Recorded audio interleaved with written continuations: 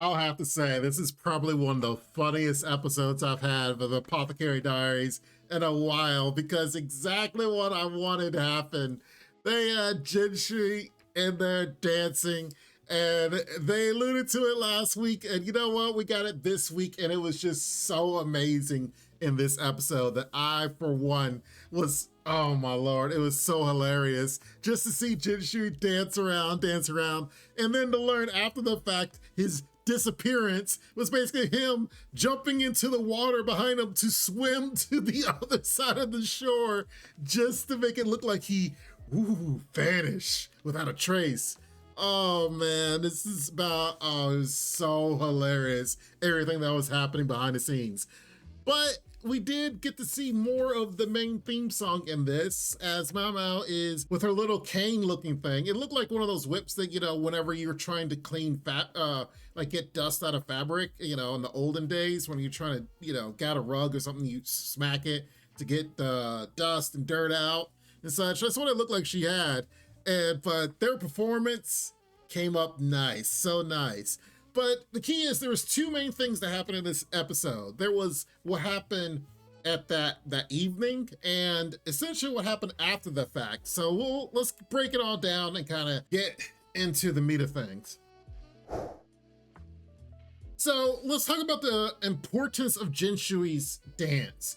Now, these envoys got some balls on them. These two girls, they know how beautiful they are, and they use it as a weapon. Their target was the Emperor and his brother, if you will. As the envoys, they haven't met the Emperor up until this point. And of course, Emperor has the little things down, so of course you can't really see the faces of whomever, so you can't read their reaction. They were bored by the performance at first. They're like, oh, this performance, okay. Hey, the Emperor's over here. So their goal the whole time was to meet up with the Emperor and try to have some sway. Now, what their main goal is kind of a mystery, because it's like, what if you get the Emperor and they try to, you know, be the concubines for a night for the Emperor as envoys from a distant land? What is their goal afterwards? Try to be in his employ, or try to be like, oh, we're pregnant with his child, so let's use that as a diplomacy type deal from wherever they are to try to have some sway in this nation. That's probably the overarching thing, but they knew that they were so beautiful. They're like, hey, we got this request to see this beautiful thing our grandfather saw 50 years ago. And they're like, you're never going to produce it. Oh, you're showing us these beautiful girls. Please, we're more beautiful than them. You know, throw them away. Until they actually, Maomao was able to repeat and show them what they wanted. Now that they have shown the dance of this beautiful lady that is out there bewitching, these two envoys' plans are shattered because they felt like, oh, we're so beautiful, it's only a matter of time before the Emperor calls us to his room at some point. But they now realize, oh, we're not the most beautiful things here. Oh, there's something else out there. Oh snap, we gotta go to plan B. Now, what is plan B? What is that thing? When it showed one of the envoys in the room distraught, it looked to me like she was looking at the mirror. I don't know what their plan is, but whatever their plan A was, as far as getting with the Emperor, is completely shattered and broken.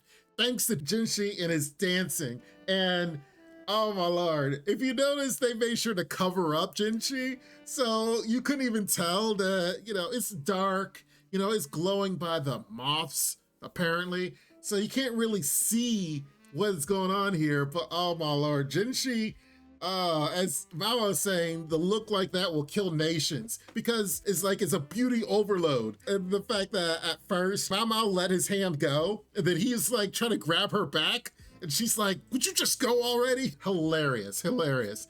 But there was a lot of significance and diplomatic things that was happening in this moment that is absolutely destroying these envoys' plans.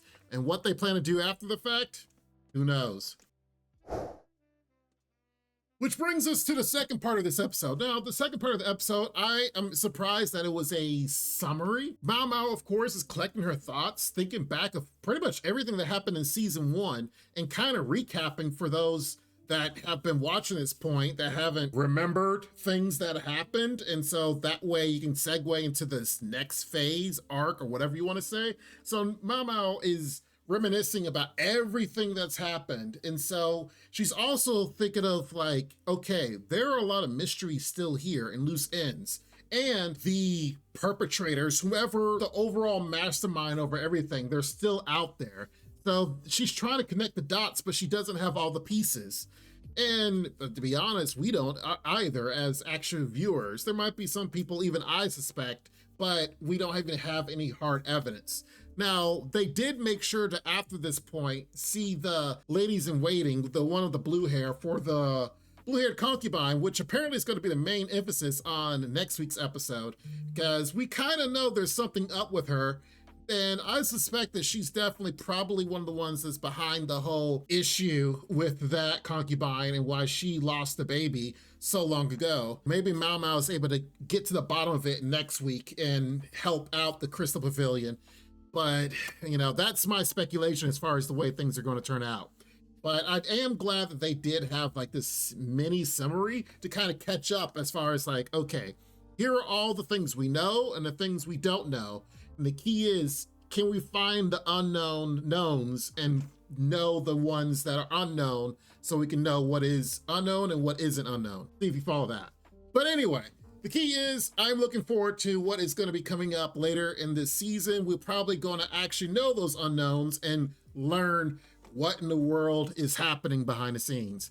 But make sure you guys follow here so then that way we can all solve this together with no spoilers, of course. Make sure you guys like the video. Make sure you guys have the bell icon pressed so you know when the videos come out. And of course, make sure you guys are subscribed because, you know what I mean? Come on now. If you haven't subscribed by now, what are you waiting for? It's just a button. But I would appreciate the support. I really do. In the meantime, you guys be safe. Take care, and Lord willing, I'll see you next time. Bye-bye for now. This ain't what you want, bitch, I'm a fucking phenomenon.